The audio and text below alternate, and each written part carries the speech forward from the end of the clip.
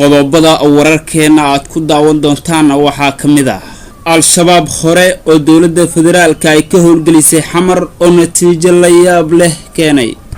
iyo saanad ciidan oo laga xaday xarunta wasaaradda gaashaandhigga dawladda federaalka Soomaaliya dheeriya ayaan idinkaga haynaa arintaasi khilaaf xoogan oo soo kala dhaxgalay madaxweyne xaaf iyo madaxda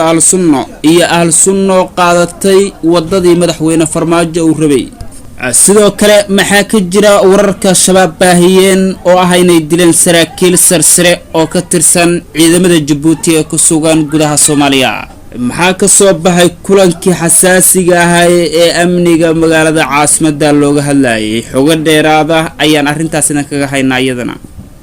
intaasi waxay ahaayeen qodobada wararkeena ugu doorka roon haatan wararkeeniyo fidsan waa maalinimo axada taariikhduna ay ku beegan tahay 9ka Juun 2019 wararkeeniyo fidsan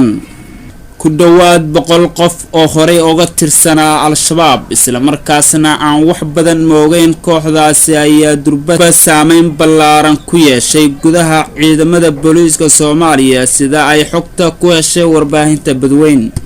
raggan waxaa laga howlgeliyay dhammaan degmooyinka gobolka Banaadir waxayna hoggaan ka yihiin howlgalka ciidamada booliiska Soomaaliya sida ay warbaahinta badweyn u xaqiijiyay sargaal ka tirsan booliiska Soomaaliya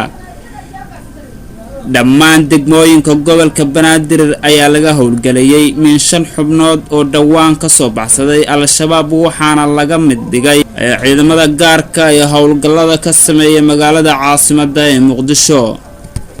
shaqaalaynta raggan ayaa qayb ka ah qorshaha ay dawladdu ku doonayso inay ku aqoonsato shabaabka ku jira magaalada ee laga yaabo inay yaqaanaan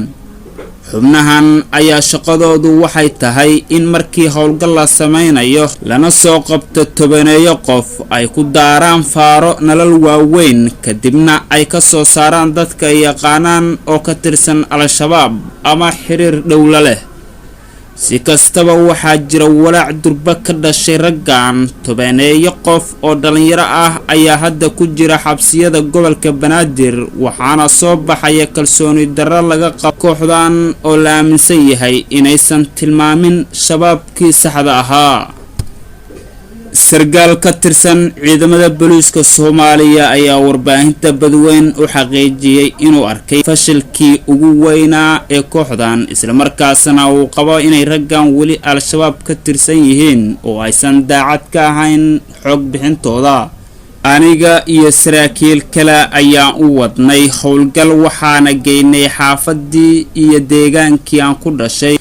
waan dadkeeda mid u aqaano wiil aan abti u ahay weligiisna aan al-shabaab noqon ayay iga soo dhex saareen dad shacab ah ayuu yiri sargaalkan markii hore waxay sheegeen inay aad u yaqaanaan oo uu dilaa ahaa 3 bil oo xabsi ah kadib waxaan soo saaray xabsigii waxaana loo waayay wax cadayn ah waana sababta igu abuurtay walaaca kalsooni darrada raggan ayuu yiri sargaalkaas ka tirsan booliiska Soomaaliya sargaalkan ayaa sidoo kale warbaahinta badweyn la wadaagay 2 qodob kuwaasoo abuuri kara kalsooni darro weyn iyo halis ku wajahan ciidamada ammaanka Soomaaliya in 5 nin ay raacaan gaari beensal ah kadib markii dadka la soo qabqabtana inta meel la isugu keeno lagu daaro nal weyn oo aysan waxba ka arkin dadka xiran balse ayaka la arko waana aragti ka timid xubno ka tirsan raggan ayuu yiri sargaalkan oo la hadlay warbaahinta badweyn sidoo kale sargaalka ayaa yiri waxyaabihii igula yaabka badnaa waxaa kamid ah xilliyada la baxayo iyo deegaanada howlgalka laga sameynayo 5 nin ayaa go'aaminaya waxaana ka cabsi qaba ammaanka ciidamada la socda ayuu yiri sargaalkan waa koox naga dhax shaqeysata sidaan filayo ee uma shaqeysa qaran ayuu hadalkiisa ku soo gabagabeeyay sargaalkan oo la hadlay warbaahinta badweyn dhanka kale ciidamada koofi caste ee ilaalisa wasaaradda gaashaandhigga Soomaaliya ayaa badweyn u xaqiijiyay in habeenkii Khamiista loo soo dhacay kaydka sanadda ciidamada ee ku yaala wasaaradda gaashaandhigga ee Soomaaliya isla markaana laga qaatay agabyo badan agabyadan laga qaatay kaydka saanada ciidamada ayaa lagu sheegay rasaas, qoryo fudud iyo dharka ciidamada, waxaana arintan la aaminsan yahay inay ka dambeeyeen xubno sare oo ka tirsan taliska ciidamada ee wasaaradda gaashaandhigga Soomaaliya.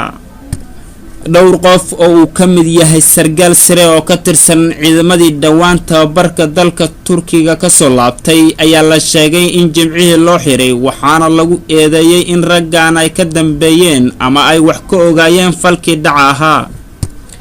warbaahinta Badweyn waxay ka gaabsatay inay baahiso magacyada raggan eedeysanayaasha ah oo ay la soo wadaageen saraakiil ka tirsan wasaaradda gaashaandhigga.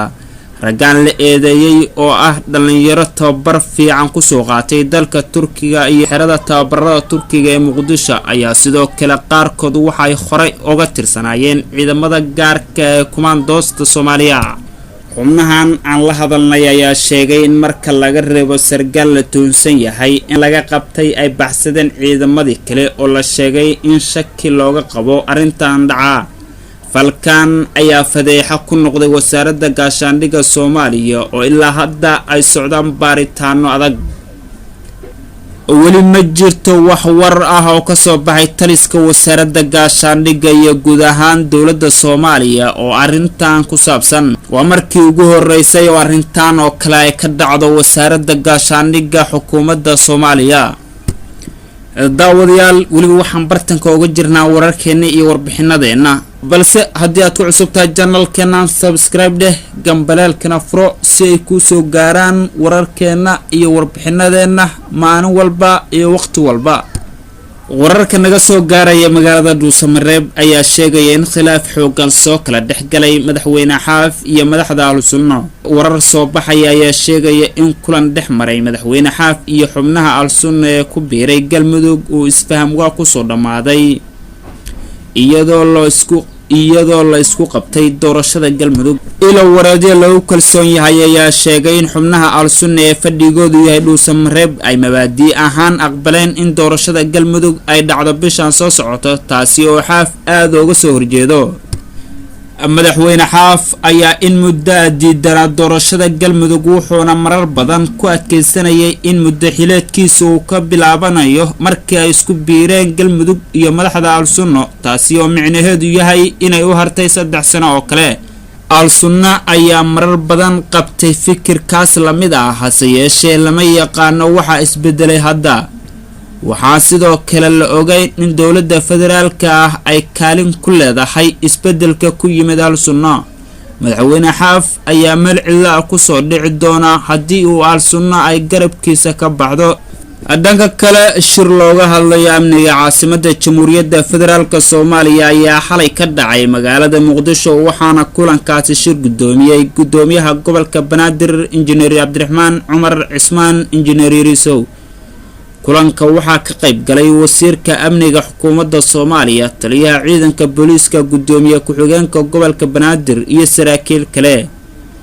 waxaana la isku wareystay xaaladaha ammaan ee caasimadda Jamhuuriyadda Federaalka Soomaaliya. waxyaabaha kulankaasi looga hadlay oo diiradda lagu saaray waxaa ka mid ah sugidda amniga, isdhexgalka bulshada, darisaynta iyo horumarka caasimadda, waxaana ka soo baxay talooyin kala duwan.